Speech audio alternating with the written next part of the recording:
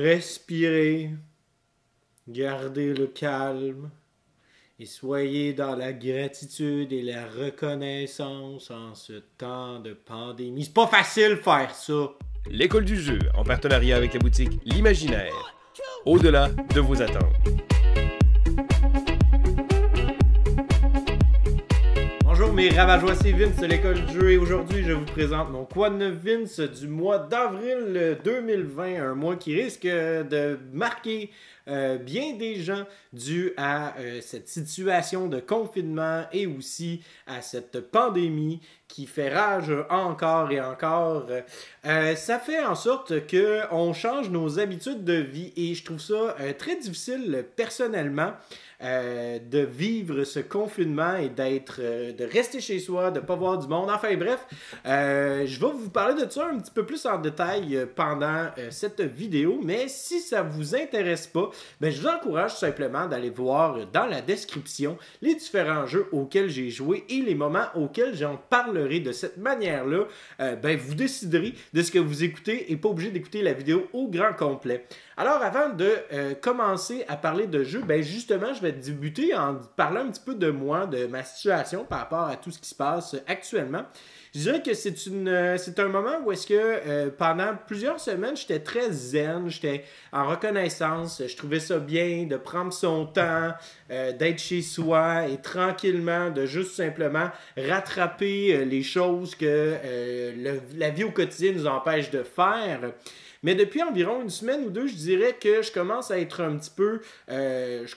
peu las de cette situation. J'ai hâte de voir des gens, j'ai hâte d'essayer différents jeux. Je suis un gars, un people guy. Je suis une personne qui adore rencontrer des gens, qui aime jouer en groupe. J'aime ça avoir une gang, j'aime ça qu'on puisse se rencontrer, qu'on puisse partager un moment, une expérience ensemble et j'ai l'impression que le jeu est vraiment un très bon brise-glace pour faire ce genre de rencontre et présentement la pandémie nous empêche de nous rencontrer. Il y a par contre différentes méthodes, donc on parle des différentes applications, différents programmes web qui sont utilisés pour pouvoir jouer en ligne avec différentes personnes, mais c'est pas pareil, c'est vraiment, vraiment différent. Je vais en mentionner un peu plus davantage par rapport à ça, étant donné que que j'ai fait quelques vidéos en live sur YouTube avec différents jeux auxquels j'ai joué sur Tabletop Simulator avec des amis. Mais sinon, je dirais, là, présentement, nous, ici, au Québec, moi, j'enseigne dans la région du Grand Montréal, donc je suis enseignant.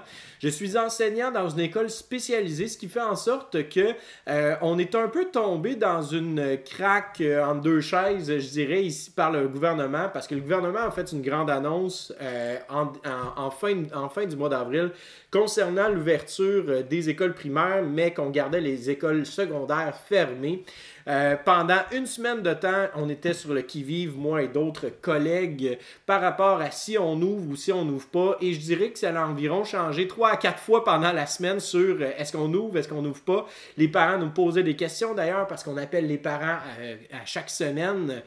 Et donc là, finalement, nous aussi, on va réouvrir et je dirais, j'appréhende un petit peu cette situation-là, étant donné qu'on a certains élèves avec des besoins particuliers, ce qui fait en sorte qu'on ne pourra pas respecter nécessairement le 2 mètres de distance physique dû à ces besoins particuliers-là. Quand je parle de besoins particuliers, je ne veux pas nécessairement rentrer dans les détails, mais ce sont des élèves qui ont certaines problématiques et certains besoins physiologiques d'ailleurs, qu'on va devoir prendre soin et qu'on va devoir en fait s'occuper. Moi, pour ma part, je suis chanceux, j'ai pas nécessairement des élèves qui ont ces besoins particuliers-là, mais j'ai plusieurs collègues qui appréhendent étant donné que le gouvernement n'a pas nécessairement mentionné l'achat d'équipements puis de matériel médical concernant ce genre de situation-là dans le domaine de l'éducation. Donc là, on est un petit peu inquiet par rapport à tout ça. Puis ça m'inquiète moi aussi d'ailleurs. Donc il y a beaucoup de choses qui sont inconnues. mais il faut garder la gratitude, la reconnaissance. C'est vraiment difficile et je le sais que ça a l'air bien beau ce que je dis là. Je le sais que c'est des belles paroles. Ce sont des belles paroles, mais malheureusement, c'est pas toujours facile à faire et je le vis actuellement. Je dirais que c'est très, très, très difficile de garder un calme, de garder une sérénité et d'accepter les choses que l'on ne peut pas changer. Hein? Donc, je trouve ça excessivement difficile. Ceci étant dit, je pense que c'est une épreuve qui va nous forger puis va nous faire grandir. Mais ça, on verra en temps et lieu là, par rapport à la croissance personnelle. Pour l'instant, c'est difficile et j'appréhende beaucoup mon retour à l'école. Enfin bref, mais sinon, vous voulez entendre parler de jeux, alors on commence immédiatement avec différents jeux que j'ai joués. La plupart de ces jeux-là ont été joués soit avec ma douce moitié ou encore sur Tabletop Simulator. Donc, je vais toujours faire un comparatif de quand j'ai joué avec ma femme versus quand j'ai joué sur Tabletop Simulator. Le premier jeu que j'ai joué, c'était avec ma femme, c'était Antiquity. Donc, j'en ai parlé dans mon dernier Quad 9. Donc là, j'ai pu essayer, en fait, avec... au départ, nos premières parties ont été avec sans la famine. Et sans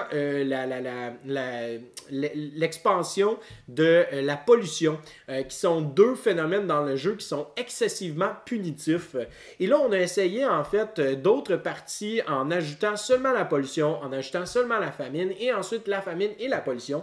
Et je dirais que je pense qu'on a bien fait de débuter le jeu comme ça, parce que sinon, on aurait été vraiment pris dans un jeu qui est excessivement punitif. Ça nous aurait fait mal, on aurait eu de la difficulté à passer par-dessus, en fait, toutes ces restrictions-là.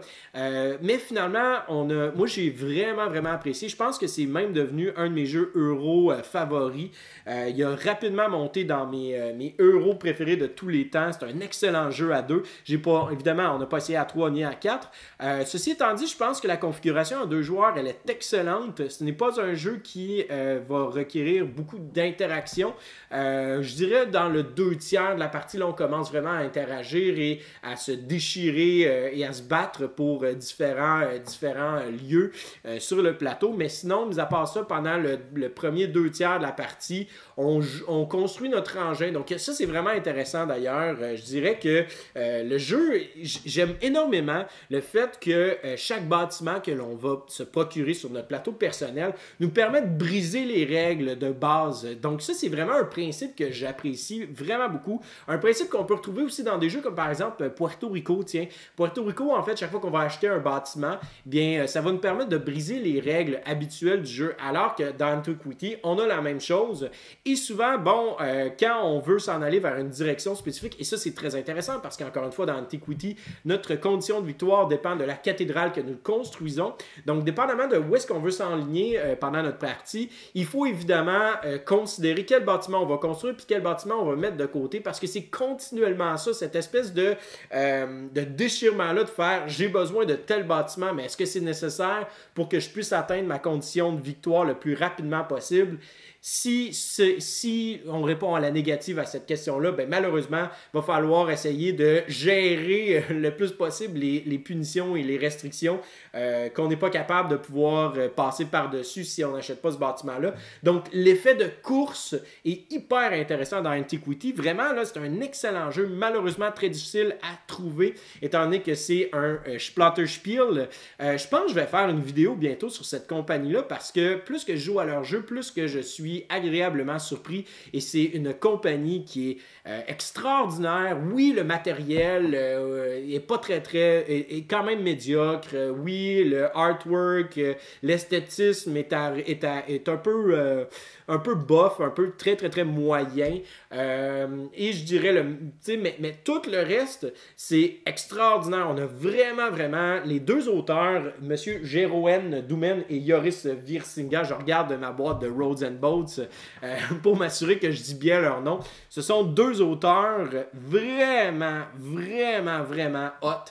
Vraiment, là, je me suis acheté Indonesia, qui est un autre jeu, en fait, qui est une simulation économique, un genre de sandbox économique. Puis apparemment que c'est un de leurs meilleurs jeux, vraiment. Les joueurs à qui je parle me disent que Indonesia est définitivement supérieur à Food Chain Magnate, par exemple. Donc j'ai très très hâte. Et si je cherche le Great Zimbabwe, hein, donc si vous avez une copie de Great Zimbabwe qui traîne chez vous et que vous savez pas trop quoi faire, contactez-moi. J'aimerais peut-être savoir ce jeu-là. Je veux jouer à ce jeu-là. Là, je suis rendu un peu une espèce de dresseur. Au lieu d'attraper des Pokémon, je veux tous les Splatters. Donc, attrapez-les tous. Voilà. J'ai très très hâte d'essayer les autres Splatterspiel. On continue avec Aristea et je pense que ce jeu-là ne sera pas connu de bien des gens, mais mérite définitivement davantage d'attention. C'est extraordinaire ce jeu-là. Aristea, en fait, ça reprend le principe de Overwatch, si vous connaissez, où est-ce qu'on va se bâtir une équipe de 4 héros et on va vraiment avoir un affrontement entre 2 équipes.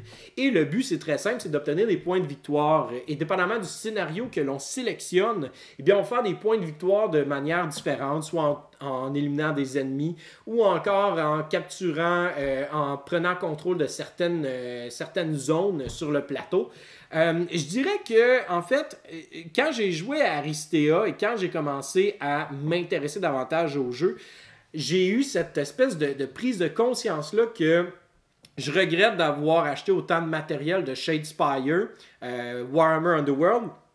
J'aurais dû acheter du matériel de Aristea parce que Aristea fait exactement ce que Shadespire fait, mais de façon beaucoup plus intéressante.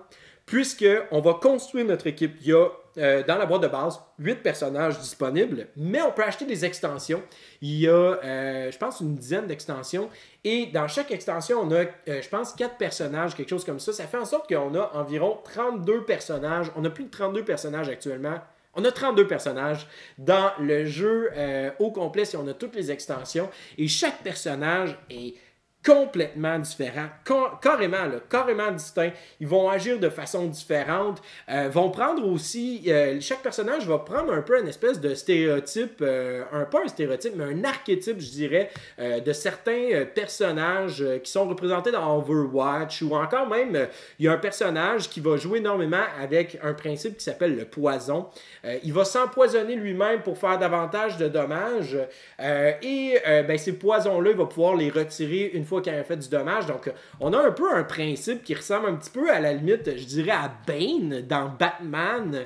On a d'autres personnages. On a un samouraï que lui, il va faire des pirouettes cacahuètes avec ses sabres. Puis là, il va aller dans la mêlée. Il va se battre contre à peu près tout le monde autour de lui. Il va faire des dommages collatéraux incommensurables. Ce qui nous fait penser vraiment, ce qui nous met dans l'univers vraiment d'un samouraï qui est un maître avec ses sabres, avec ses katanas. C'est vraiment, vraiment un jeu dans lequel on se perd dans le thème, mais on se perd aussi dans l'espèce, vraiment l'affrontement, le clash entre 2 équipes et on se perd dans l'univers du jeu, mais on se perd aussi dans le stress puis la tension qu'il y a continuellement. On a aussi un principe, en fait, où est-ce qu'on a un deck de cartes, dépendamment des personnages que l'on sélectionne, on va être capable d'aller chercher différentes cartes qui vont nous donner avantage, dépendamment, en fait, de la circonstance. Et ces cartes-là, on n'en joue pas très souvent, mais quand on les joue, c'est à des moments cruciaux et ça va vraiment nous donner un avantage notoire sur le moment actuel. Donc, il y a toujours cette espèce de principe-là. Chaque décision qu'on prend a vraiment un impact. Et moi, sur ce genre de jeu-là, me fait vraiment, vraiment vibrer quand on n'est pas sur le mode automatique et qu'il faut réagir par rapport à ce que les autres joueurs vont effectuer. Va falloir aussi être capable de bien gérer, en fait, toute la notion du hasard. Parce que oui, il y a du hasard, on lance des dés. Le hasard est frustrant parfois, mais je pense que c'est ça aussi une beauté du jeu, c'est qu'on lance tellement de dés qu'à un moment donné, le hasard vient, on change, on vire la vapeur. Donc, vraiment, tout le jeu permet de pouvoir être changé d'un bout à l'autre.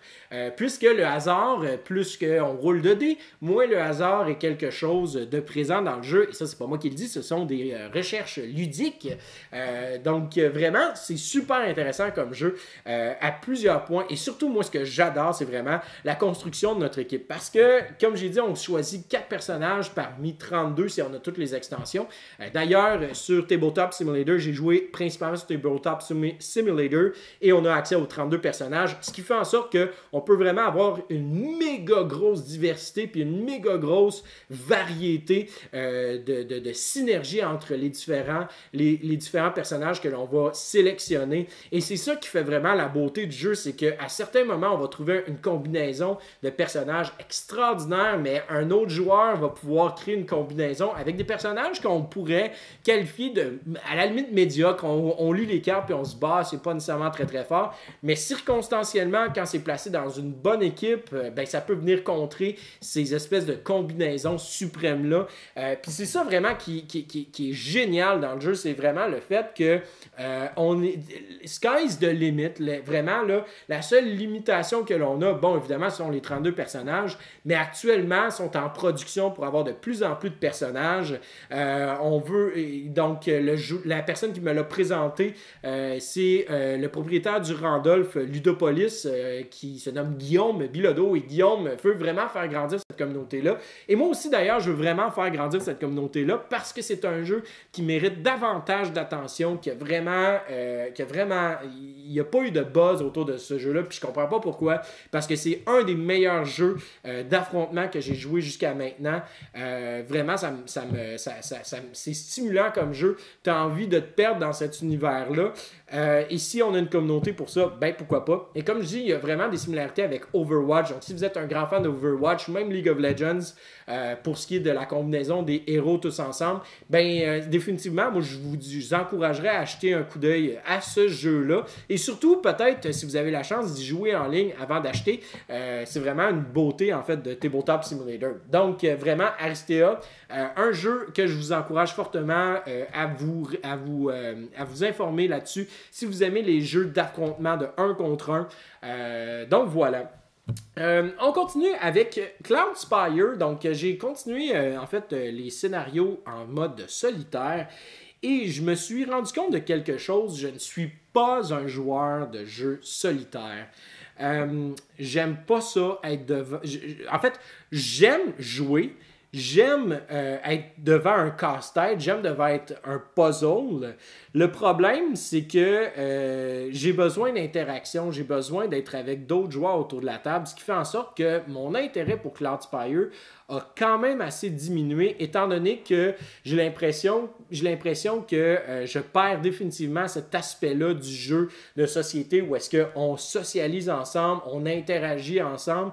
Actuellement, quand on joue en solitaire, ben, on interagit avec un casse-tête, avec une espèce d'intelligence artificielle, je vais dire, où est-ce que, bon, physiquement, on a un plateau devant soi, on va jouer, on est vraiment un peu contre cette espèce de machine-là.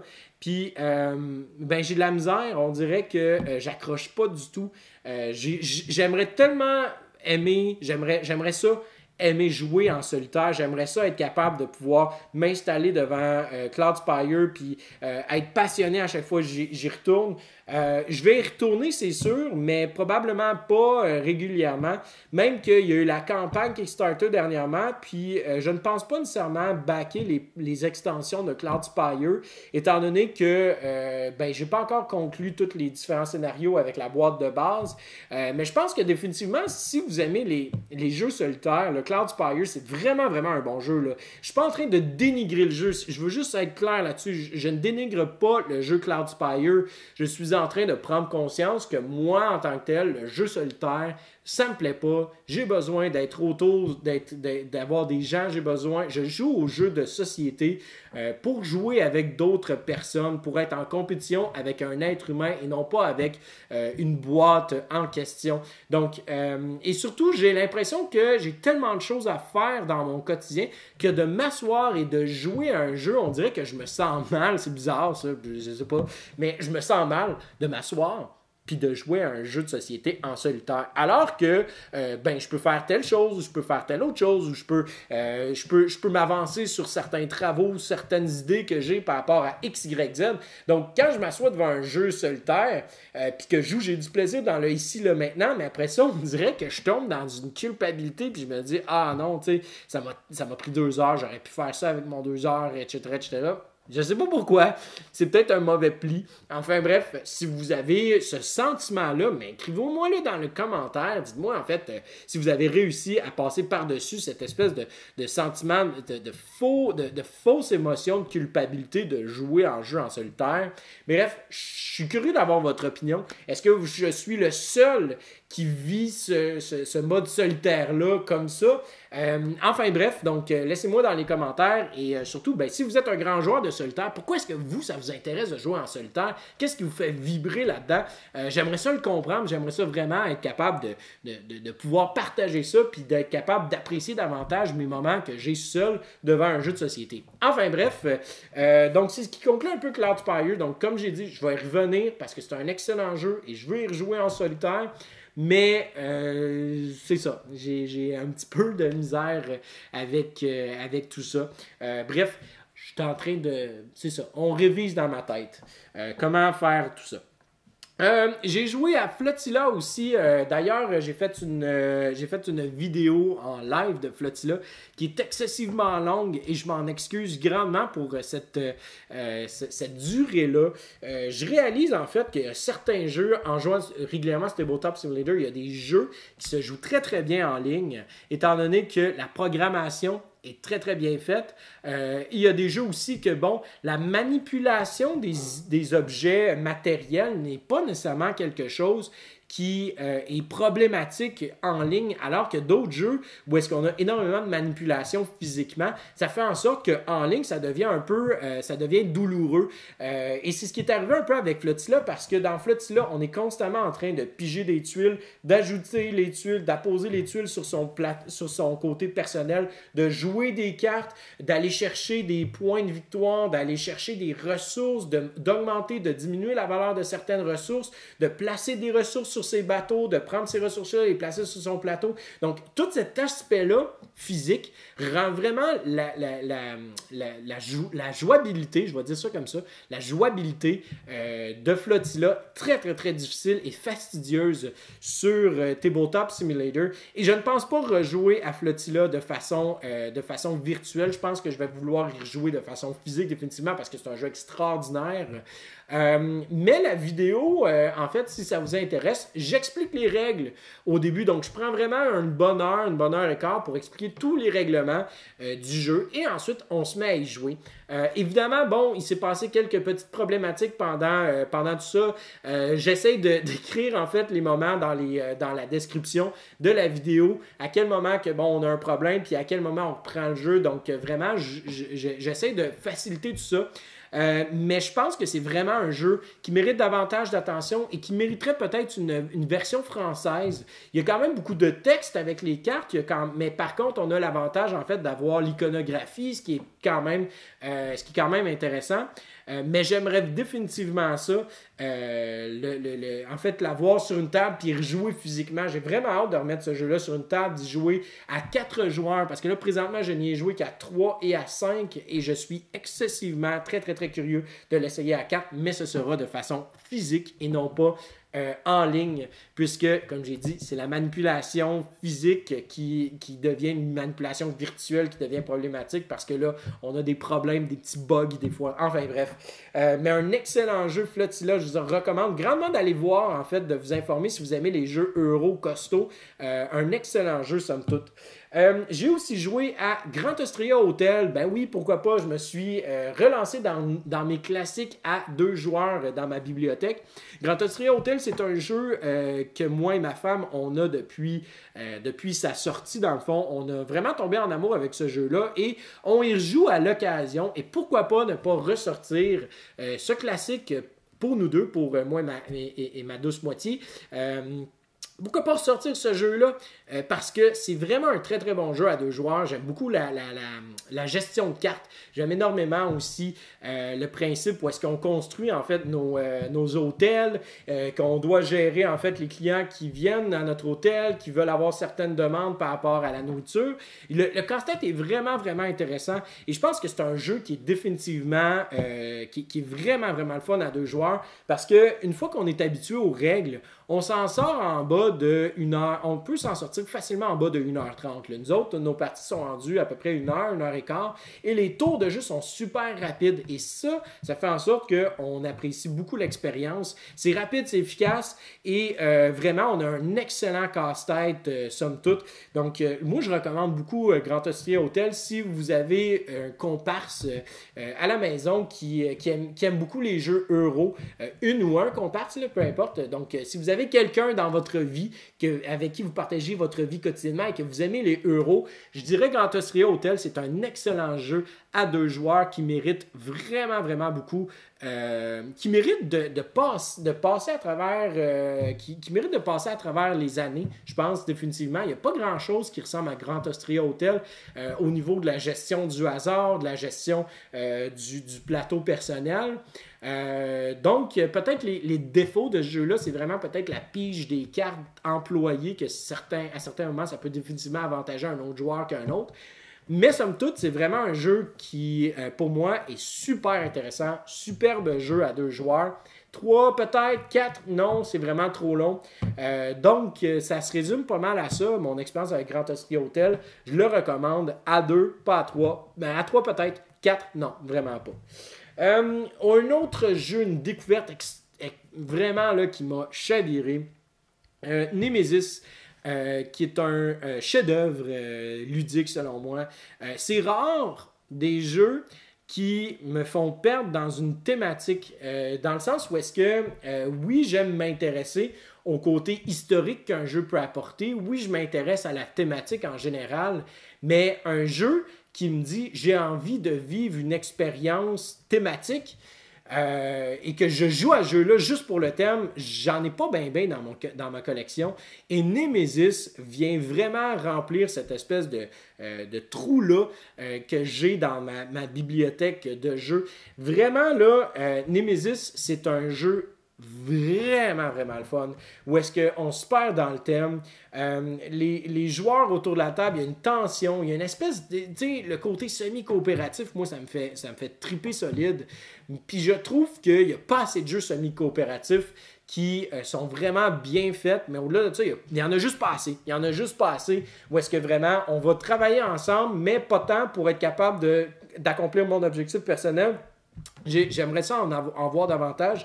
Mais Nemesis fait non seulement bien le travail au niveau de la structure semi-coopérative, mais fait excessivement bien le travail aussi au niveau de la thématique. Wow! Le thème sci-fi extraterrestre est là à chaque partie, à chaque moment dans le jeu, on se sent pris à la gorge dans cette espèce de vaisseau-là rempli d'extraterrestres, puis on se dit « Ah, quand est-ce que ça va se terminer? » Tu sais, ça me fait penser énormément à Dead Space, si vous avez joué aux jeux vidéo. Ça me fait penser à Alien. Donc, chaque partie qu'on va pouvoir faire, quand on prend du recul, puis qu'on regarde notre partie, on réalise que la partie qu'on vient de faire, ça aurait pu être un scénario écrit par...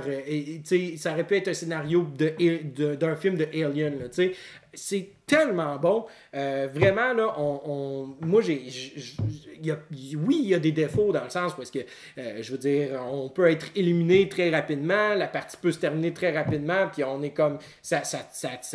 Ça se conclut en queue de poisson, où est-ce qu'on perd tout après 1 heure, puis on se dit, OK, mais on n'a même pas été capable de passer à travers le corps du jeu. Oui, en effet, ça peut être perçu comme des points négatifs. Il y a une portion de hasard, oui, qui est importante. Est-ce qu'elle fait en sorte... J'ai pas joué beaucoup de parties, mais pour le peu de parties que j'ai joué, je suis pas prêt à dire que le hasard est ingérable. Je pense que si on gère bien, et si on utilise bien l'aspect coopératif tous ensemble, on est capable de pouvoir arriver à quelque chose de concret en équipe, là, vraiment d'être capable de pouvoir gérer toutes les différentes situations qui se passent dans ce vaisseau-là.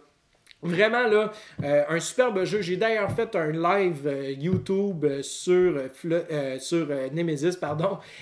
Encore une fois, la vidéo est très longue, mais la partie est vraiment enivrante, je dirais. J'ai évidemment fait quelques... Je me suis permis d'être un petit peu... de venir un peu faire du chichi, hein? Donc, de mettre des bâtons dans les roues des autres joueurs, de créer en fait de l'interaction, de créer du déchirement entre les joueurs, parce que c'est mon plaisir dans le jeu de société en général, mais aussi parce que j'avais envie de voir jusqu'à quel point que ce jeu-là peut créer des tensions puis de la friction entre les joueurs, un côté aussi de bluff. Donc, c'est un jeu qui est vraiment le fun. Encore une fois, la manutention sur Tabletop Simulator peut parfois être un peu fastidieuse, mais quand même, je pense que celui-là est vraiment mieux fait. Ça reste que j'ai hâte de le mettre sur une table. Ça reste que j'ai hâte de jouer à ça de façon physique avec d'autres personnes autour de la table. Définitivement, je suis un meilleur menteur en vrai, hein, plutôt que de façon virtuelle quand on ne me voit pas. Mais vraiment, je veux rejouer à ce jeu-là. Je me suis procuré une copie d'ailleurs. C'est très dispendieux comme jeu, là, je vous le dis tout de suite. Mais il n'y a pas grand-chose comme Nemesis sur le marché actuellement. Et je pense que ça vaut grandement la peine de se pencher là-dessus et de vraiment voir en fait que vous allez faire un tour sur la vidéo, quitte à écouter quelques minutes du jeu, voir si vous appréciez ou non. Si vous n'appréciez pas, ben écoutez, ça ne serait pas fait pour vous. Mais si vous aimez des jeux thématiques qui vont être enlevants puis qu'on va sentir un stress continuel, qu'il y a une bonne dose de hasard, mais qui fait en sorte que ce hasard-là devient thématique, vraiment, là, allez voir Nemesis, jetez un œil là-dessus, c'est vraiment, vraiment un excellent jeu. On y va ensuite avec Pandémie Legacy saison 2. Donc ça, j'avais acheté en fait ma copie en rabais, étant donné qu'il y a beaucoup, je ne sais pas pourquoi, mais avant le confinement, il y avait beaucoup de copies de Pandémie en magasin qui étaient à rabais. Donc je me suis dit, ben écoute, pourquoi pas, ça va être un bon jeu à jouer à deux. Nous autres, on avait joué, moi et Nancy, à 4 la première saison et ça nous avait pris extrêmement beaucoup de temps parce qu'on avait été avec un autre couple d'amis et nos horaires ne concordait pas. Puis surtout, en fait, ce qui était difficile, c'est qu'on était souvent en espèce de je vais dire speedrun, donc vraiment on essayait de faire le plus de scénarios possible quand on se rencontrait, mais des fois on en faisait 2 ou 3, un à la suite de l'autre, puis ça devenait essoufflant. Donc c'est pour ça que là, présentement, le saison 2, on s'est dit, ben, on va le faire à 2. Comme ça, on va y aller à notre propre rythme. On va y aller vraiment selon à notre guise personnelle. Je dirais que ça n'a pas été bien long. On a passé à travers en dedans d'une semaine et demie peut-être. Et j'étais vraiment, vraiment agréablement surpris. D'ailleurs, j'ai fait une vidéo où est-ce que j'en parle. En fait, c'est un parle-parle jase avec JP et Sylvain. Où est-ce que j'en parle un petit peu de mes impressions. Je dirais... À ce moment-là, j'étais au 8e mois, peut-être, je suis rendu au mois d'août. Et à ce moment-là, je trouvais ça super intéressant. Je trouvais vraiment qu'il y avait vraiment une belle... il y avait vraiment des belles choses qui étaient incluses dans le jeu. Et à un moment donné, ça s'est gâté, je pense, dans le mois d'octobre ou novembre. Là, à ce moment-là, j'ai un peu perdu l'intérêt parce que j'ai vu un pattern qui me dérangeait dans Pandémie saison 1. Qui est revenu à la charge vraiment très très fort dans Pandémie saison 2. Je dirais, Rob Daviau, le principe du deck Legacy me pue au nez parce que il y a le jeu te demande de faire des décisions pendant une partie, mais la décision que tu prends, ben au final, le deck Legacy la prend à ta place la partie d'ensuite ou deux, trois parties plus tard. Ce qui fait en sorte qu'au final, on joue le jeu, mais toutes les décisions qu'on prend, le jeu va prendre ces décisions-là de toute façon. Et ça, je déteste ça. Je déteste le fait que on crée ce faux sentiment que chaque décision qu'on prend va avoir un impact et que c'est d'une importance capitale pour la progression du jeu, pour la progression aussi de notre histoire à nous, alors qu'au final, il y a déjà une histoire qui est écrite de fond, et que cette histoire écrite de fond-là va de toute façon nous diriger vers un endroit. Ça me fait beaucoup penser. Je vais faire une anecdote. En fait, quand j'étais plus jeune, je jouais je faisais beaucoup de GN, de grandeur nature, et à un moment donné, dans une des situations où est-ce qu'on est, l'auteur du grandeur nature s'attendait à ce que les joueurs s'en aillent dans une certaine direction par rapport au scénario qui était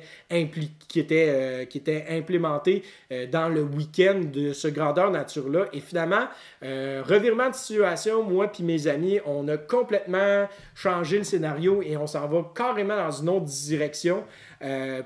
Juste parce que nous autres, ça nous tentait de voir, OK, si on s'en va par là, puis si on aide tel personnage au lieu de l'éliminer, qu'est-ce qui va se passer?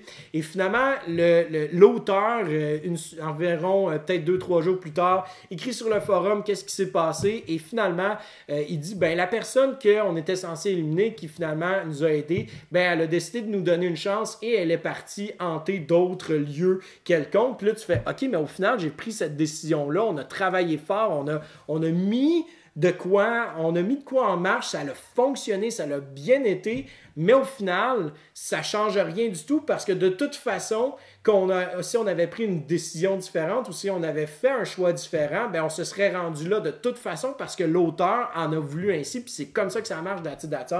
Et ça, je l'ai vécu avec Pandémie Legacy saison 2. Je l'ai vécu avec Pandémie Legacy saison 1. Et c'est pour ça. Puis je l'ai vécu aussi avec Betrayal Legacy. Je l'ai vécu avec Seafall. Puis là, ironiquement, quand on regarde tous ces différents Legacy-là, la pierre angulaire, ce qui revient continuellement, c'est l'auteur qui est Rob Daviau avec son deck Legacy qui utilise le même système, le même principe tout le temps.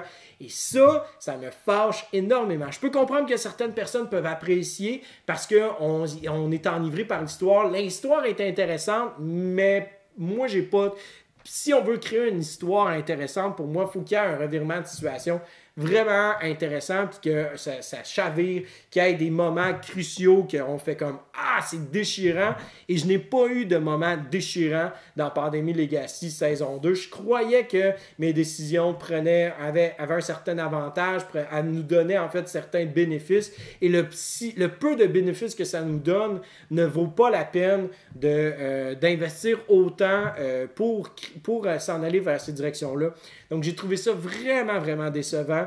Surtout que je trouvais que le jeu s'en allait vraiment bien. Un autre aspect ça, c'est plus ma femme qui a vraiment déprécié cet aspect-là. Le jeu, en fait, dans Pandémie Legacy saison 2, on va débloquer énormément, petite alerte pour un spoiler. On va débloquer énormément de différentes actions au fur et à mesure de la partie. Mais là, à un moment donné, c'est que ces actions-là s'accumulent. Puis là, on les ajoute, on accumule tout ça. Puis là, à un moment donné, on est avec tellement d'actions. Puis là, on est comme, OK, mais qu'est-ce qu'on fait pendant notre tour? Je veux dire, on a un objectif qui est de faire ça, mais toutes les actions que l'on a ne nous permettent pas d'arriver à ce point-là, ou va nous permettre de le faire, mais de façon tellement, pas médiocre, mais de façon tellement minimale. Puis ça, c'est aussi frustrant quand on regarde nos objectifs et qu'on fait, OK, j'ai comme 13 possibilités d'action, mais il n'y en a aucune qui, au final, va m'aider à m'en aller pour accomplir cet objectif-là. Parce que l'objectif est en conséquence de choses, de hasard qu'on ne peut pas gérer. Je ne veux pas aller plus loin que ça. Je pense faire une vidéo, en fait, comparative entre Pandémie saison 1 et Pandémie saison 2. Si ça vous intéresse que je fasse ça, dites-moi là dans les commentaires, ça me ferait grandement plaisir. Puis je trouve aussi que ce serait quelque chose d'intéressant à considérer. Surtout que j'ai fait les deux et que j'ai vécu les deux de façon différente. Je pense vraiment que de mettre les deux dans cette perspective-là vous permettrait en fait de savoir si Pandémie Legacy saison saison 1 et Pandémie Legacy saison 2, ou Pandémie, ou un ou l'autre, serait fait pour vous. Donc, moi, je pense que je suis assez critique pour décrire, en fait, les désavantages et ce que j'aime pas, mais je pense aussi que je suis capable de pouvoir faire la job pour vous dire, en fait, qu'est-ce qui vous intéresserait là-dedans. Donc, si ça vous intéresse que je fasse ça, ça va me faire grandement plaisir et écrivez-moi là dans les commentaires. Mais je vais conclure là-dessus pour pas trop étaler, pour pas trop dire de divulgacher certains éléments. Et je vais continuer avec Pax Pamir. Donc, je veux pas non plus m'étendre sur Pax Pamir, juste pour vous dire que j'ai fait une vidéo live sur Pax Pamir où est-ce que, bon, j'explique le jeu de A à Z et ensuite de ça, on y joue. Et je dois avouer que ce jeu-là me chavire tout le temps. C'est un jeu que j'apprécie et qui a vraiment, chaque partie me démontre à quel point que ce jeu-là peut rentrer dans mon top 3 de tous les temps. J'aime ça jouer à ce jeu-là. Vous voulez me faire plaisir, dites-moi on joue à Pax Pamir, je suis votre homme, je veux jouer à ce jeu-là tout le temps. J'adore l'aspect, j'adore le côté casse-tête, le côté échec. J'ai 15 parties à mon actif jusqu'à maintenant. J'ai même pas l'impression d'avoir fait le tour des différentes circonstances. Je suis pas encore capable de gagner à plate couture quand j'ai des joueurs, quand il y a des joueurs autour de la table qui sont plus alertes, puis que vraiment, moi j'aime ça aussi à aider les joueurs pendant qu'on joue, à dire, tu vois, telle chose, moi je m'en vais pour ça, fait que peut-être faire attention à ça, lui s'en va pour telle chose, je le sais, il y a beaucoup de joueurs qui sont dérangés par ça, mais que veux-tu, moi je veux avoir une partie juste et équilibrée, je veux pas gagner à plate couture tout le temps, c'est plate de gagner à plate couture, je veux avoir de la compétition, puis je veux que les gens soient conscients de ce qui est présentement at stake, qui est présentement en fait, qui peut créer de l'attention ou qui peut vraiment me permettre d'avoir un avantage. Je veux pas avoir d'avantage, je veux que tu joues, puis que tu joues du mieux possible en connaissance de cause. Enfin bref, Pax Pamir, vraiment, vraiment le fun. Je continue avec Silk, un petit jeu qui est sorti, je pense, en 2018, je crois, avec une thématique assez funky où est-ce qu'on est des fermiers qui allons chercher des vers de terre dans les montagnes. Maintenant, ces vers-là, je ne sais pas pourquoi est-ce qu'on fait une ferme de vers, mais c'est vraiment, c'était le fun, c'était intéressant. Gestion de dés, gestion de hasard qui est très cool. Un principe que j'ai beaucoup aimé, c'est le fait qu'on peut décider en fait d'augmenter ou de diminuer la valeur d'un dé, mais il faut payer en points de victoire. Donc, il y a vraiment cet aspect-là décisionnel qui était super ingénieux, je dirais, de se dire, est-ce que vraiment ça vaut la peine que je perde 2 points de victoire pour faire cette action-là? Je le sais pas. Hein, faut vraiment considérer la situation. Mais un superbe jeu, j'aimerais ça y rejouer. Je pense que c'est pas un jeu qui est idéal à 2 joueurs, peut-être plus à 3 puis à 4, parce qu'on a vraiment une thématique qui est là.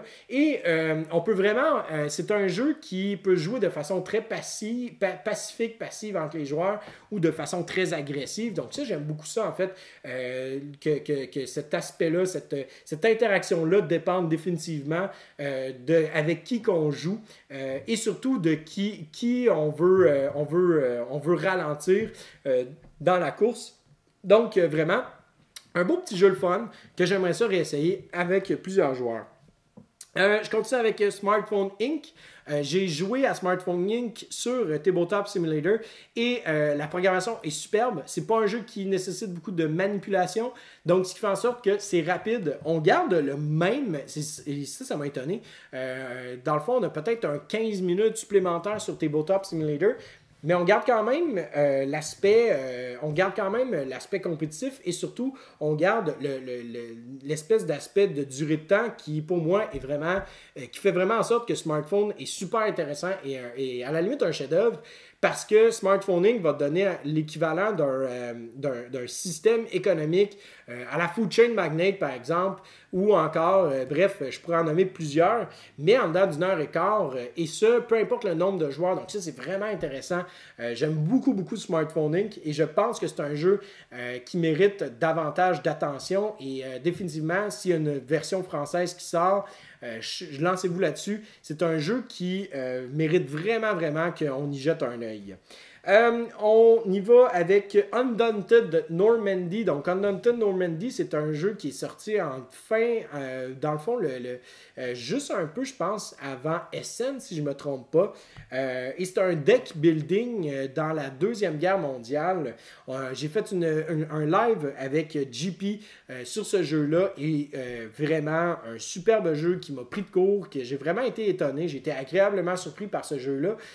Grosso modo, ce qui se passe dans Undaunted Normandy, c'est qu'on a vraiment juste l'histoire très typique les Américains qui viennent, qui font le débarquement de Normandie. Et là, on va avoir différents scénarios. Donc, il y a 12 chapitres dans le jeu. Et chaque scénario représente un moment, une bataille spécifique qu'il y a eu entre l'Axe et les Alliés.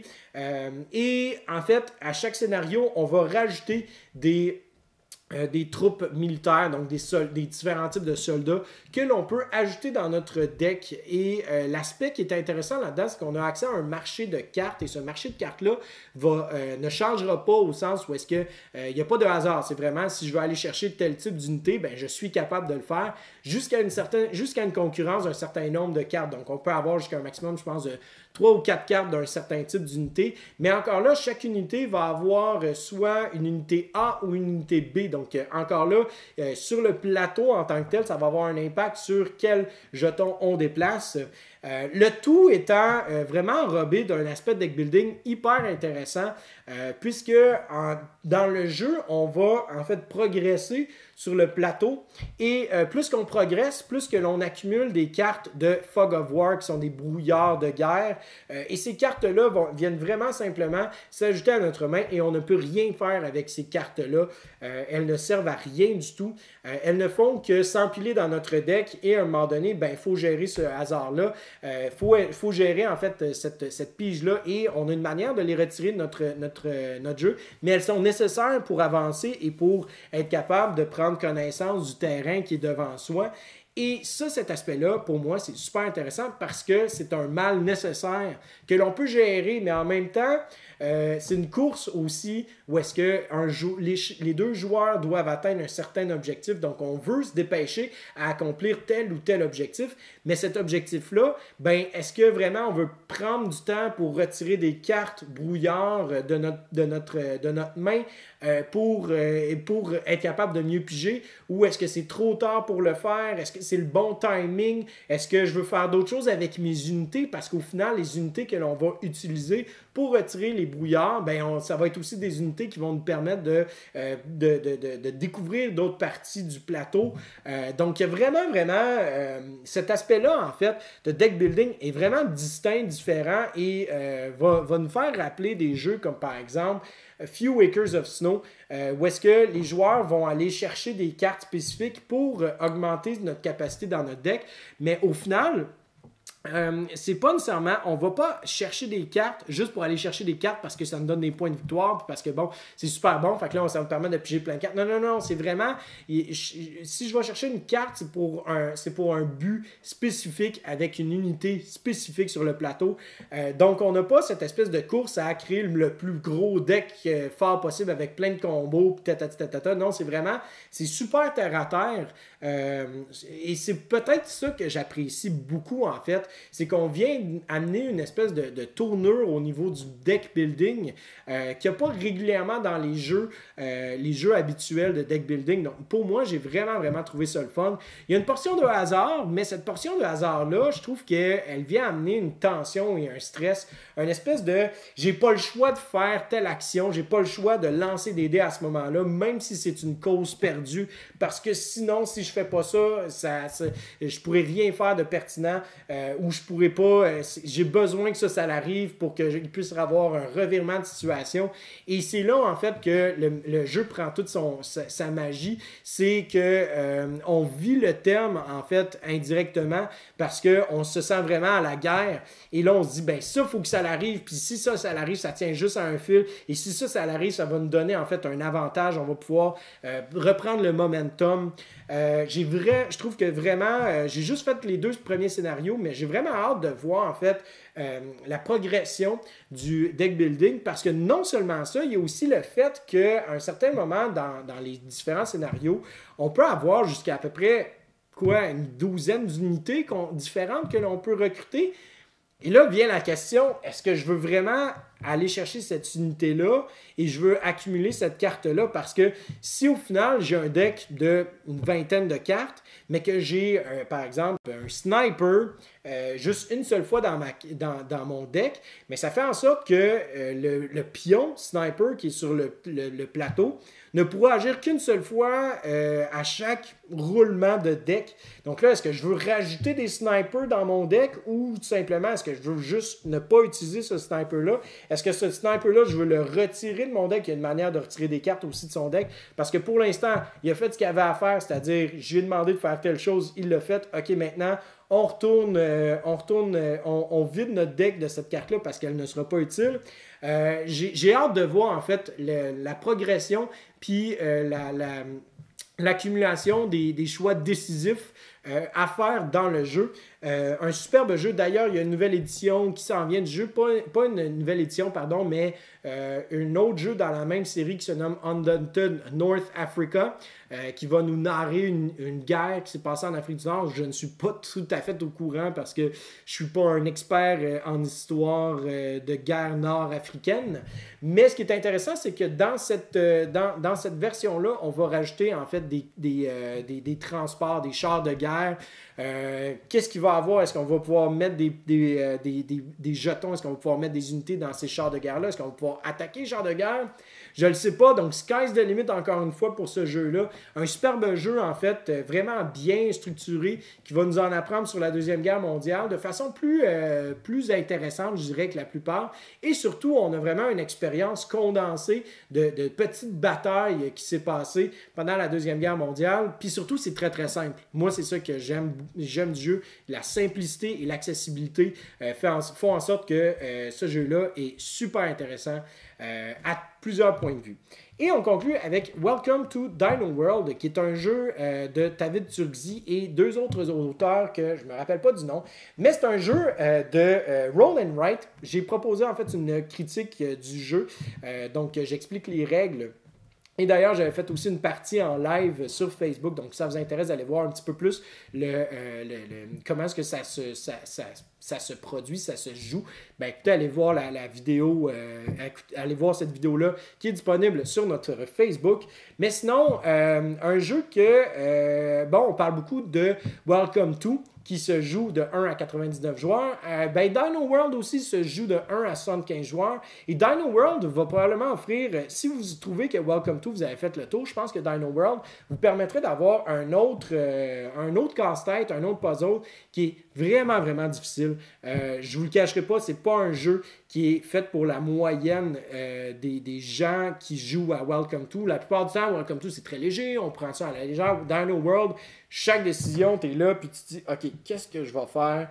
Pourquoi est-ce que je ferais telle affaire? Ah, mais je pourrais peut-être faire ça avec mon dé. Ah, mais malgré que si je fais ça, ça me va m'empêcher. On est toujours en déchirement. Chaque choix va vraiment être difficile à prendre. Et ça, c'est juste le mode léger parce qu'il y a un mode difficile. Et le mode difficile, on se brise encore plus la tête contre le mur. On se demande, mais qu'est-ce qu'on va faire? Dans quelle direction est-ce qu'on s'en va? Vraiment, je pense que c'est un des jeux Roll and Write les plus difficiles que j'ai joué jusqu'à maintenant.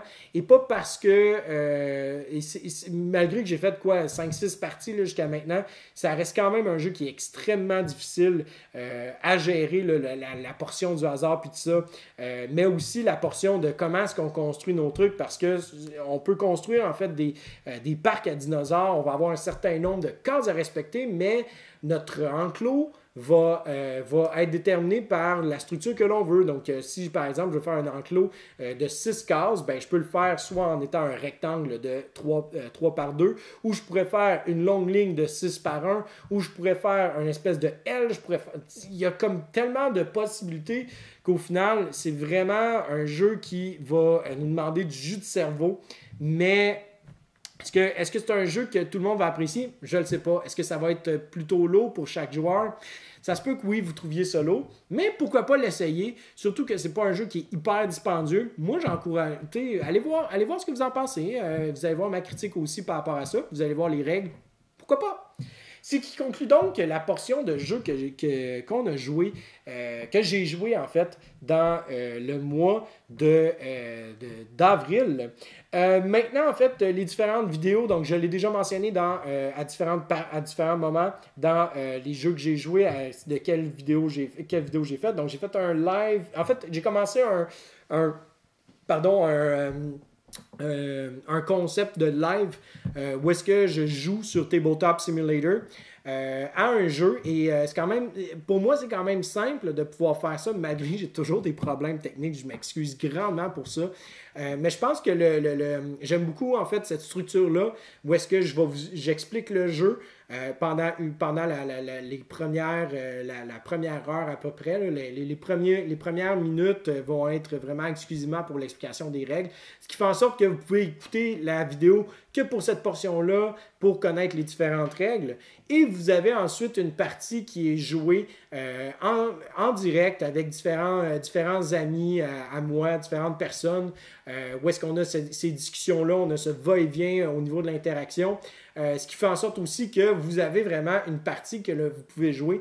Je dirais en fait, je suis désolé pour ça, mais je pense que Tabletop Simulator facilite la tâche au niveau de la programmation, de comment faire le direct, mais malheureusement, n'est pas nécessairement l'idéal parce que concrètement parlant, le matériel physique, c'est pas une prise en charge qui est facile nécessairement. Je parlais de bugs tout à l'heure avec Flotilla et Nemesis. Bon, il y a des fois des bugs. Il y a aussi le fait que certains joueurs peuvent, mettons, quitter la partie parce que faute d'une bonne connexion Internet. Donc, il y a ce principe-là en fait qu'on n'aurait pas nécessairement si on était en direct avec des joueurs autour d'une table.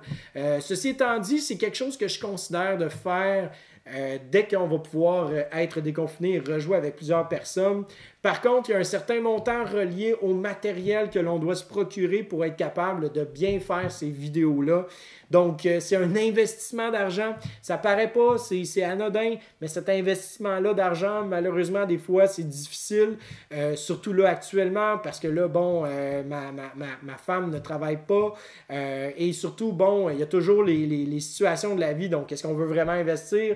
C'est pas que je veux pas investir, au contraire, là, je veux dire, j'aimerais tellement ça. Mais en même temps, des fois, on se dit, ben, tu sais, je veux dire, c'est quand même du matériel qui est très, très cher. Là, on parle de quelques centaines de dollars. Est-ce que vraiment je veux investir là-dedans puis qu'au final, ce soit vraiment par pur plaisir, pour juste mon plaisir personnel, par passion, plutôt que de l'investir dans un endroit, un besoin plus nécessaire, genre faire ton épicerie ou peu importe, là, ou réparer ta voiture, je sais pas. Je donne un exemple, là, mais j'espère que vous comprenez un peu que c'est pas nécessairement par caprice ou quoi que ce soit, c'est vraiment au niveau financier, je pense que c'est difficile de faire ça en direct avec des gens autour d'une table. Ça prend des caméras, ça prend aussi du temps, de l'investissement aussi au niveau du montage. Enfin bref, je veux pas me plaindre, j'espère que je parais pas pour me plaindre, mais c'est vraiment juste le côté Tabletop Simulator permet vraiment une facilité à ce niveau-là.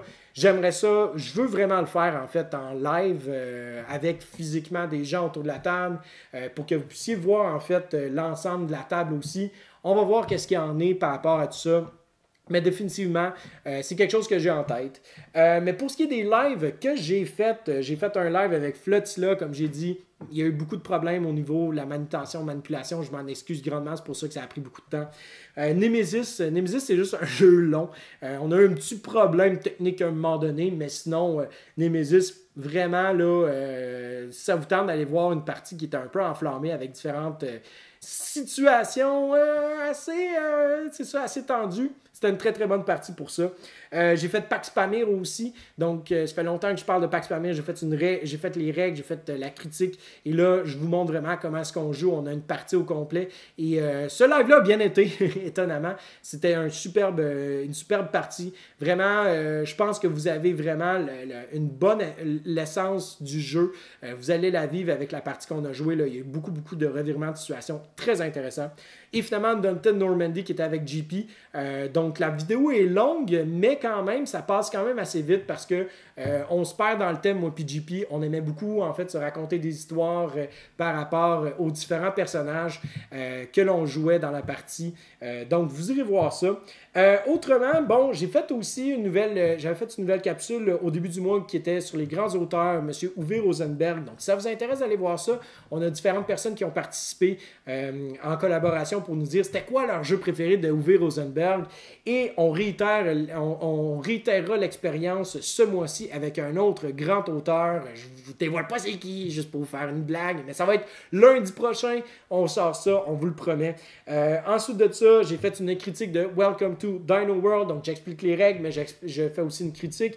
Donc là, je vais aller de façon plus élaborée dans mon opinion personnelle par rapport à la difficulté du jeu, par rapport à qu'est-ce que je pense aussi en conséquence des autres roll and write qui sont sur le marché. Enfin bref, vous irez voir ça. J'ai fait aussi une entrevue avec un homme qui se nomme Zev Schlesinger.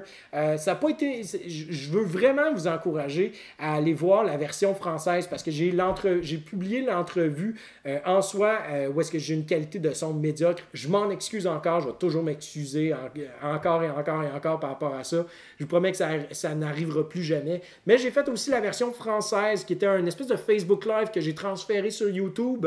Et je vous raconte en fait qu'est-ce qu'il s'est dit dans cette entrevue-là en français. Et vraiment, je pense que si vous êtes un mordu du jeu de société, que vous êtes une genre de personne comme moi qui aime connaître le fond des choses, c'est qu'est-ce qui s'est passé? Ben là, on parle de ça.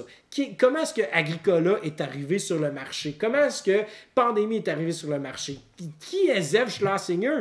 Puis je vous explique tout ça. Zev Schlesinger, c'est l'homme derrière Z-Man Games qui a vraiment révolutionné, je pense, l'industrie grâce à sa fougue et son côté osé de publier des jeux que les gens ne voulaient pas publier à une certaine époque, de peur de briser le statu quo. Ben lui a fait non, moi je veux publier ces jeux-là parce que justement ça sort complètement de l'ordinaire. Et il continue de le faire avec WizKids. Donc évidemment, je parle aussi des prochains jeux qui sont disponibles avec WizKids. Donc si ça vous intéresse, je vous encourage beaucoup à aller voir ça. Et vous pouvez l'écouter d'ailleurs en background, là, comme par exemple si vous faites du télétravail puis que vous pouvez faire deux choses en même temps.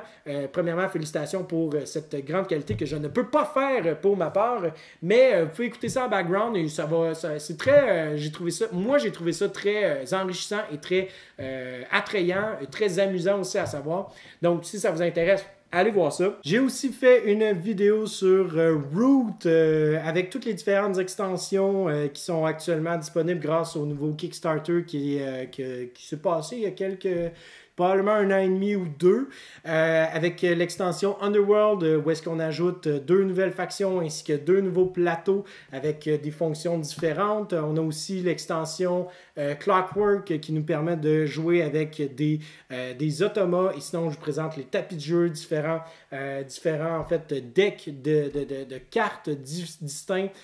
Donc, vraiment, j'ai décidé de faire vraiment un package deal dans cette vidéo-là, où est-ce que je vous présente tout le nouveau stock de Root, plutôt que de faire différentes vidéos pour chaque élément.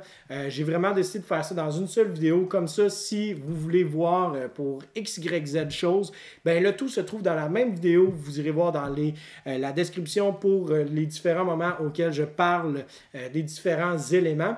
Et sinon, en conclusion, j'ai fait aussi un partage en jazz avec Sylvain et JP sur J'ai hâte de rejouer à, puisque évidemment nous sommes en confinement, donc on parle de nos circonstances ludiques actuelles, notre manière de jouer et ce qu'on a joué actuellement pendant le confinement, et finalement, quels sont les jeux qu'on a hâte de jouer ou de rejouer une fois le confinement conclu et qu'on va pouvoir se rassembler tous ensemble.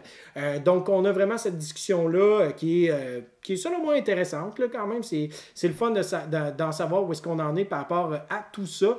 Donc, vous irez voir, c'est disponible aussi en format MP3 audio sur notre plateforme podcast qui est disponible sur, je crois que c'est Chrome Rock ou quelque chose comme ça. En tout cas, Vous irez voir la vidéo, il va y avoir dans la description un lien vers la plateforme où est-ce que vous pourrez télécharger l'audio, donc la version MP3. Donc, c'est ce qui conclut la vidéo. Je vous remercie tout d'abord de m'avoir écouté. J'espère que vous avez grandement apprécié cette vidéo. N'oubliez pas de mettre un petit pouce vers le haut si vous avez apprécié. Si vous n'avez pas apprécié, mettez un pouce vers le haut. Tu sais, vous n'avez rien à perdre, n'est-ce pas? Vous avez tout à gagner. Si vous n'êtes pas d'accord d'ailleurs, si vous avez certains désaccords par rapport à mon opinion, ou si vous trouvez que je suis que j'ai manqué tel ou tel élément dans ma perspective des choses par rapport à certains jeux, ben laissez-moi aller dans les commentaires, écrivez-moi, ça me fait plaisir de vous répondre, d'avoir cette discussion-là. Tant que c'est fait dans le respect et l'amitié et l'amour, ça va me faire un grand plaisir. Et sinon, ben écoutez, abonnez-vous à notre chaîne, likez notre page Facebook et abonnez-vous à notre Instagram. Donc suivez-nous là-dessus, on met plein de photos, c'est super le fun. Puis sinon sur Facebook, ben on publie d'autres trucs, hein, ici et là. Donc voilà, donc sur ce, mon nom était Vincent et je vous souhaite à vous et vos amis un bon jouage.